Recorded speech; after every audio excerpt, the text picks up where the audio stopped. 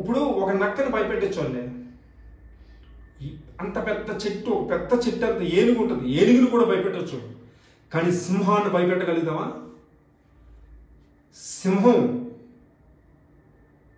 వెనకడుగేయదు. సింహం ఆఖరికి ప్రాణాలన్నా వదిలేస్తుంది కానీ భయపడదు. అలాంటి వ్యక్తి పవన్ కళ్యాణ్. పవన్ కళ్యాణ్ గారు దేనికి భయపడ్డండి? తన డ్యూటీ తను చేసుకుంటూ వెళ్ళిపోతాడు.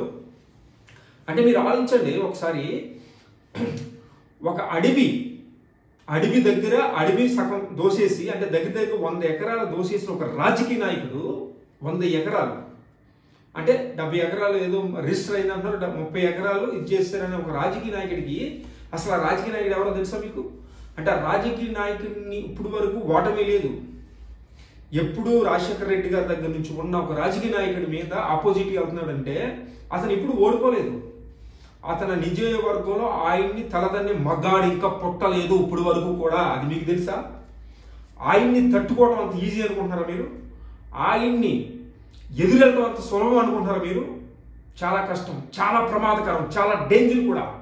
అలాంటి వ్యక్తికి పవన్ కళ్యాణ్ గారు ఎదురెళ్తున్నాడు అంటే ఎంత గట్స్ ఉండాలి, ఎంత ధైర్యం ఉండాలి, ఎంత నిజాయితీ ఉండాలి, మీరు ఆలోచించండి ఒకసారి.